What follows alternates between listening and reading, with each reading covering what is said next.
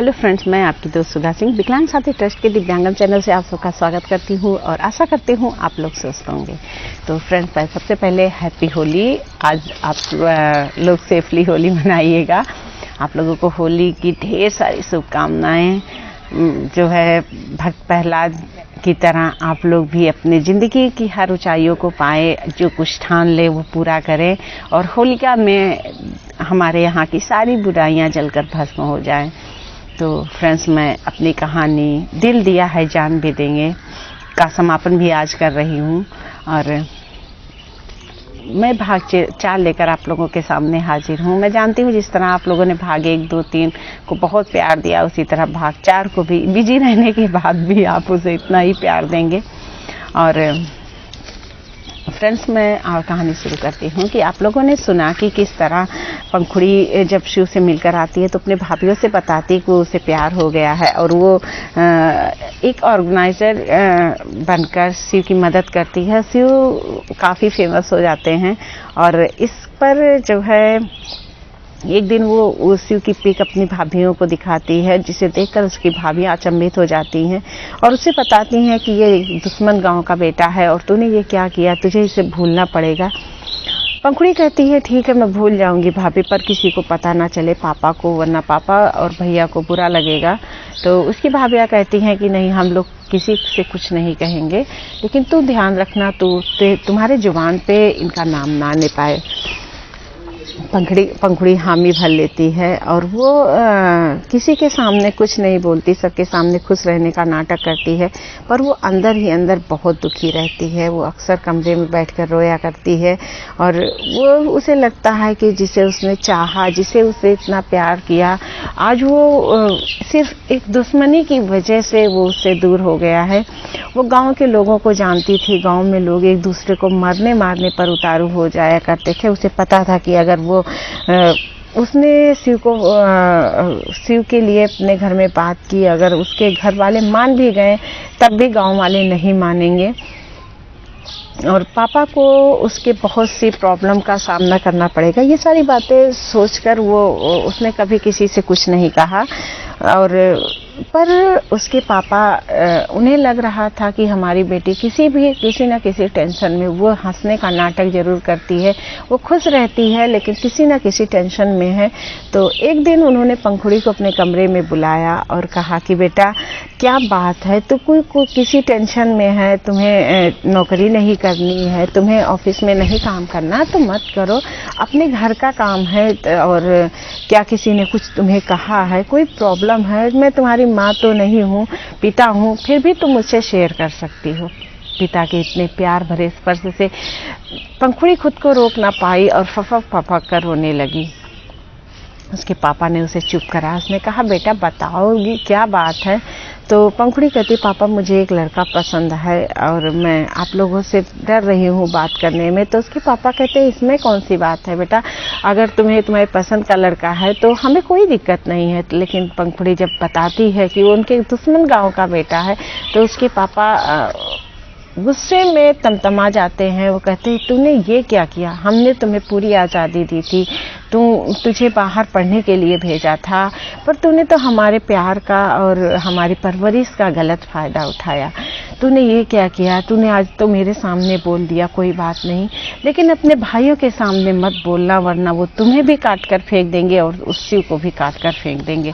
पंखुड़ी कहती है नहीं पापा, मैं कुछ नहीं कहूँगी। और उसके पापा कहते हैं कि जिस दिन तुम्हारे भाइयों को पता चलेगा दोनों गांव में खून की नदियां बह जाएगी। मैं इतने दिनों से सब कुछ संभाल रहा हूँ, गांव में कभी भी कोई बात होती है तो मैं चाहता हूँ कि हाँ लड़ाई झगड़ा ना हो, लेकिन अगर तुम्हारे इस प्यार के बारे में पता चला तो मैं किसी को नहीं रोक पाऊँगा और पूरे गाँव, दोनों गाँव के लोग, बेगुनाह लोग मारे जाएंगे। पंखुड़ी कहती है प्लीज़ पापा आप भैया से कुछ मत कहिएगा या किसी से कुछ मत कहिएगा, मैं भूल जाऊंगी, आप मेरे चेहरे पर सिकन तक नहीं देखेंगे, मैं शिव को भूल जाऊंगी, मैं समझ लूंगी कि मेरे नसीब में शिव नहीं थे और मैं जो है कभी भी शिव का नाम नहीं लूंगी अपने जुबान पे। आप लोग जो कहेंगे, जैसा कहेंगे मैं वैसा करूंगी। कुछ समय बीत जाता है, सबके सामने पंखुड़ी नॉर्मल रहने की कोशिश करती है, और पर अकेले में वो रोया करती है। उसे शिव उसके दिल से, उसके दिमाग से नहीं जा रहा था। वो जो है शिव को भूलना चाह रही थी, पर वो शिव को नहीं भूल पा रही थी। जो है इधर शिव भी अपने गांव की दुश्मनी को ख़त्म करने का भरसक प्रयास करता था, और वो अक्सर जो है गांव में लोगों के बीच में प्यार का संदेश देता था, लोगों को उदाहरण देता था कि देखो इस गांव के लोग में कितना प्यार है, वहाँ के गांव, दोनों गांव मिलकर ये काम कितना अच्छा कर लेते हैं, और हम लोग अलग अलग हैं, झगड़ा लड़ाई करते हैं, तो देखो ना हमारे गाँव की तरक्की हो रही है, ना उस गाँव की तरक्की हो रही है। वो लोगों को समझाने की कोशिश करता था। वो भी चाहता था कि ये दुश्मनी किसी तरह ख़त्म हो जाए, कुछ भी करना पड़े पर ये दुश्मनी ख़त्म हो जाए। पर गांव में जब उसकी बुआ लोग ये चीज़ें सुनती, उसकी बुआ, तो वो उसे डांटती कि तू ये क्या कर रहा है, ये हमारे गांव की परंपरा है, और अगर हम लोग झुक गए तो गांव के लोग हमारे गांव पर कब्जा कर लेंगे और हम लोगों को हमेशा नीचा दिखाएंगे, हमारी इज्जत चली जाएगी। ये सारी बातें वो अक्सर गाँव के लोगों को कहकर भड़काती रहती थी। पर शिव कोशिश करता था कि वहाँ पर वो जब भी सबके पास बैठता था तो वहाँ पर वो अच्छी बातें बताता था। वो दूसरे गांव का उदाहरण देता था कि वहाँ पर देखो लोग कितने अच्छे से रहते हैं, एक दूसरे गांव में आना जाना, शादी ब्याह में एक दूसरे गांव की मदद करना कितना अच्छा रहता है। जब भी कुछ लोगों का मन बदलता, उसी टाइम उसकी बुआ आकर कुछ ना कुछ ऐसा बोल देती कि गांव के लोगों का मन फिर उसी तरह हो जाता। शिव बहुत कोशिश करता था कि ये सारी चीज़ें ख़त्म हो जाएं, हमारे गांव में और उस गांव में मित्रता हो जाए, पर वो अपने फैक्ट्री में भी लोगों को यही समझाता था, पर कोई समझने को तैयार नहीं। धीरे धीरे शिव के गाने के बारे में सबको पता चलने लगा, तो सब लोगों को बड़ा गर्व होता कि हमारा मालिक इतना अच्छा है, फैक्ट्री भी संभालता है, गाने भी गाता है। उसके पापा को भी कोई दिक्कत नहीं हुई, उन्हें अपने बेटे पर प्राउड फील हुआ कि हमारा बेटा इतना अच्छा गायक है और इतना अच्छे से सब कुछ कर रहा है, फैक्ट्री भी संभाल रहा है, लोगों को भी संभाल रहा है, लोगों को रोज़गार दे रहा है। ये सारी बातें उन्हें भी बहुत पसंद आती थी। और इस तरह और इधर पंखुड़ी जो है शिव के स्टेज शो को ऑर्गेनाइज करती थी। शिव भी सोचता था, शिव ने कई बार पंखुड़ी से मिलने की कोशिश की। वो चाहता था कि वो एक बार उस इंसान से मिले जो इसके लिए इतना सब कुछ कर रहा है, इतनी स्वार्थ कर रहा है। और तो इस पर जो है वो कभी मिलना नहीं चाहती थी, बस फ़ोन पर बात होती थी। पंखुड़ी कभी नहीं मिलना चाहती थी। तो एक दिन शिव ने पंखुड़ी से कहा कि मैं चाहता हूँ कि हमारे दो गांव हैं, रामपुर और रायपुर, मैं चाहता हूँ इन दोनों गांव के बीच में एक शो रखा जाए जिसकी वजह से दोनों गांव के लोगों में थोड़ा सा प्यार हो जाए, प्यार बढ़े। तो इस पर पंखुड़ी कहती, हाँ मैंने भी उन दो गाँव के बारे में सुना हुआ है, पर वहाँ पर तो बहुत दुश्मनी है, लोग एक दूसरे के खून के प्यासे हैं, तो आप वहाँ पर कैसे शो करेंगे। और उन दोनों गांवों के बीच में अगर कोई भी शो हुआ तो फिर लड़ाई झगड़ा हो सकता है, तो मैं ऐसे इजाज़त नहीं दे सकती हूँ। तो इस पर वो कहता है कि मैं चाहता हूँ कि मैं इन लोगों को समझा सकूँ, इन लोगों को प्यार की भाषा सिखा सकूँ, तो मैं ये रिस्क लेना चाहता हूँ। पंखुड़ी कहती है ठीक है, आप ये रिस्क लेना चाहते हैं, अच्छी बात है, लेकिन वहाँ पर मैं पुलिस प्रोटेक्शन चाहती हूँ। अगर वहाँ पर ये प्रशासन हमारा रहता है या पुलिस प्रोटेक्शन रहती है तब तो मैं वहाँ पर ऑर्गेनाइज करूँगी ये शो, वरना नहीं।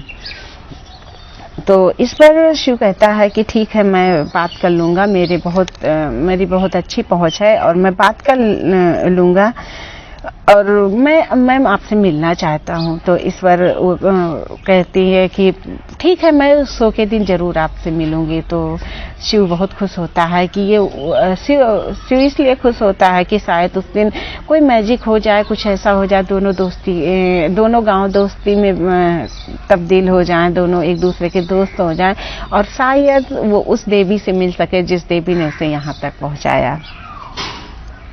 शिव का प्रोग्राम रखा जाता है दोनों गांवों के बीच में, और दोनों गांवों के लोग उसे देखने आते हैं, और साथ में पर वो जब देखने आते हैं तो साथ में अपने औजार भी लेकर आते हैं।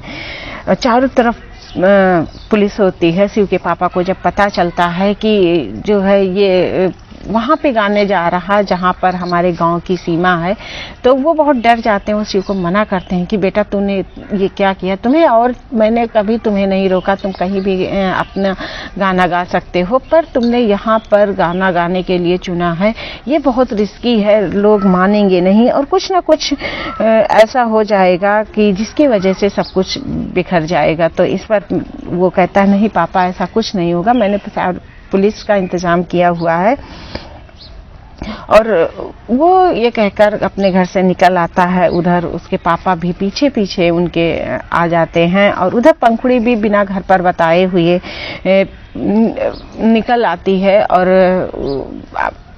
शिव से मिलने के लिए। तो और वो जब वो शिव से मिलती है तो शिव अचंभित हो जाता है। जैसे वो कहती है हाय शिव जी मैं पंखुड़ी, तो इससे कहती है आप पंखुड़ी हैं, आपसे तो मैं लंदन में मिल रहा था, मुझे जहाँ तक याद है हम दोनों एक ही कॉलेज में थे और मैं आपका सीनियर था। तो इस पर पंखुड़ी हंसने मुस्कुराने लगती है और कहती है हाँ कई बार आपने मेरी मदद की थी और मैंने वहाँ पर आपका गाना सुना हुआ था और मैं आपके गाने की फ़ैन वहीं से थी और मैं आपके बगल आपके दुश्मन गांव की ही बेटी हूँ।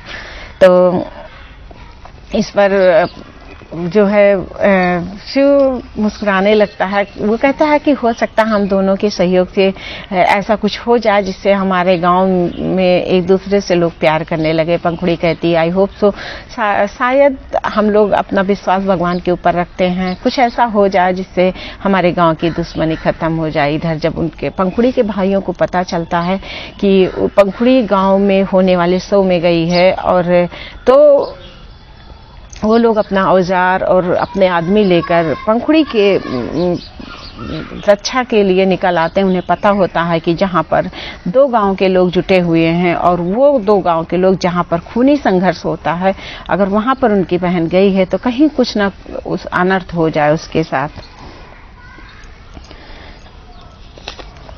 सभी लोग बैठे थे, दोनों गांव के लोगों की अलग अलग सीमाएं तय थी, दोनों गांव के लोग अलग अलग बैठे हुए थे पर और दोनों गांव के लोग एक दूसरे को ऐसा घूर रहे थे जैसे कि अभी वो दोनों एक दूसरे से मारपीट करेंगे और खून की नदियां बहा देंगे।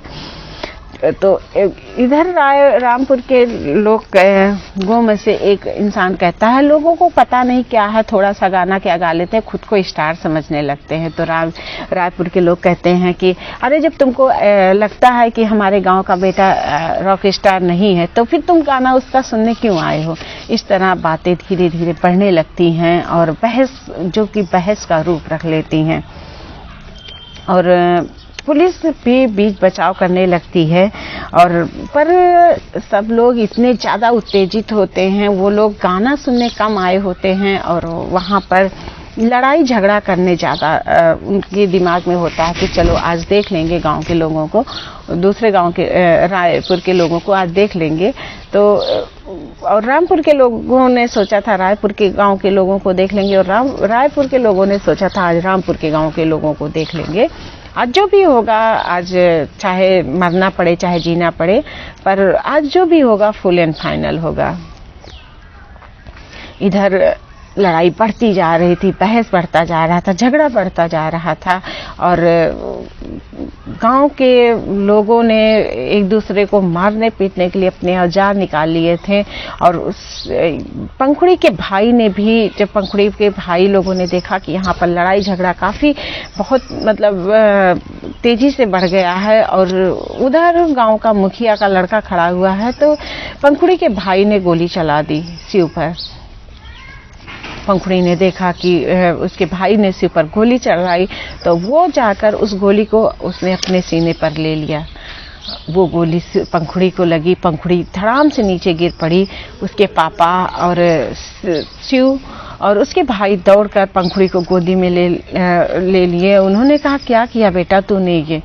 तो इस पर पंखुड़ी कहती है पापा आपको तो सब कुछ पता है, आप तो सब कुछ जानते हैं, मैंने जिसे दिल दिया था आज मैं उसके लिए जान दे रही हूँ। और पापा आप देख रहे हो ना कि इस दुश्मनी का कोई हल नहीं निकलेगा। आप लोग इस तरह एक ऐसे इंसान पर गोली चला रहे थे जिसका कोई कसूर नहीं था और वो गोली आपकी बेटी को ही लगी। इधर शिव के पापा भी आ गए और वो भी पंखुड़ी के पास बैठकर हाथ जोड़कर बैठ गए। उन्होंने कहा कि बेटा, मैं तुम्हारा एहसान जिंदगी भर नहीं भूल सकता हूँ, पर तूने ये क्या किया? तू जो है होने देती जो हो जाता, शायद खून की प्यासी ये धरती को हमारे बेटे के खून से ही तृप्ति मिलती, और तू अपने ऊपर क्यों तूने ये गोली ले लिया? तू इतनी मासूम सी है और जो है तूने ऐसा क्यों किया? तो इस पर पंखुड़ी कहती है कि पापा, अंकल, आप लोग को लगता है कि ये धरती खून की प्यासी है, किसी एक ऐसे खून की इसे जरूरत थी जो ये सारी घृणा, सारी नफरत मिटा दे। तो पापा, आज आप लोग मुझसे एक वादा करेंगे? तो इस पर उसके पापा और शिव के पापा कहते हैं कि हाँ बेटा बोलो। आज तुमने मुझे, शिव के पापा कहते, बेटा तूने मुझे कर्जदार बना दिया, आज तू जो भी मुझसे मांगेगी सब कुछ मैं तुम्हें दे दूंगा। अगर तू अपने जान के बदले मेरी जान मांगती है तो मैं अपनी जान भी दे दूंगा। तो पंखुड़ी मुस्कुराने लगती, कहती है नहीं अंकल, मुझे कुछ नहीं चाहिए पापा, मुझे कुछ नहीं चाहिए पापा, मुझे एक वादा चाहिए। तो इस पर उसके पापा और शिव के पापा कहते हैं हाँ बेटा बोल, तू बोल। तो शिव पंखुड़ी कहती है पापा, मैं बस यही चाहती हूँ कि हमारे दोनों गांव की दुश्मनी प्यार में बदल जाए। ये हमारे और शिव की एक छोटी सी कोशिश थी इसे प्यार में बदलने की, जिसकी कीमत मुझे जान देकर अदा करनी पड़ रही है। तो बस मुझसे वादा कीजिए, आप लोग अब कभी नहीं लड़ेंगे, दोनों गांव में कभी दुश्मनी नहीं होगी। जैसे सब जगह लोग गांव में प्यार से रहते हैं, आप लोग उतने ही प्यार से रहेंगे, और जो है इस गांव में नफरत खत्म कर देंगे। और वो कहती कि पापा, आप लोग ये वादा अगर ये करेंगे तो मैं सुकून से मर पाऊंगी। तो इस पर उसके पापा और शिव के पापा पंखुड़ी से वादा करते हैं कि बेटा, आज से इस गांव में नफरत की कोई कहीं पर भी एक बूंद नहीं दिखाई देगी। इस गांव में सिर्फ प्यार खिलेगा, और इस गांव में सिर्फ प्यार के फूल खिलेंगे, यहाँ पर नफरत नहीं होगी। और इस पर जो है उसके पंखुड़ी बहुत सुकून से आंखें बंद करती है और शिव की तरफ देखती है।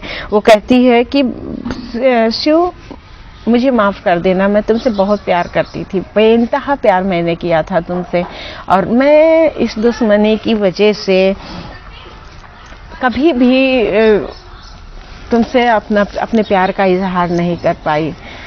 हाँ, मैंने जो है तुमसे जब मैं मिली थी लंदन में, तभी मुझे तुमसे प्यार हो गया था, और मैं अपने प्यार को, मेरे पापा को पता है कि मैं तुमसे बहुत प्यार करती थी। आज मैं सुकून से मर रही हूँ, मैंने तुम्हें दिल दिया था तो मैं तुम्हें जान भी तुम्हारे लिए मेरी जान भी जा रही है। तो इस पर शिव रोने लगता है। वो कहता है कि तुम्हें ऐसा नहीं करना चाहिए था पंखुड़ी, और ये तुम जो है आज अपने प्यार का इजहार करके मुझे हमेशा के लिए अपना कर्जदार बना के जा रही हो। वो पंखुड़ी वो रोने लगता है। पंखुड़ी उसका हाथ पकड़ती है और अपनी अंतिम सांस लेती है। उसने सबको अलविदा बोला और वो मौत के आगोश में सो गई। पर वहाँ पर उसने अपने गांव वालों को एक कर दिया। गांव वाले लोग एक दूसरे से प्यार से रहने लगे, एक दूसरे से प्यार से बात करने लगे। उन लोगों को भी समझ में आ गया कि कभी भी दुश्मनी या नफरत का कोई कुछ अच्छा फल नहीं मिलता है। हमेशा दुश्मनी और नफरत हमेशा कुछ ना कुछ बुरा ही करती है। तो फ्रेंड्स, मेरी ये कहानी दिल दिया है जान भी देंगे यहीं पर समाप्त होती है, और मैं फिर आप लोगों के लिए कोई नई कहानी लेकर हाजिर होती हूँ। तब तक के लिए बाय। और मेरी कहानी पर please like, comment and share कीजिएगा, और मेरी कहानी को ढेर सारा प्यार दीजिएगा। आप लोगों के प्यार के बिना मेरी कहानी अधूरी है, तो प्लीज़ आप लोग अपना प्यार मेरी कहानियों पर बनाए रखिएगा। और इसी के साथ मैं फिर मिलती हूँ। बाय।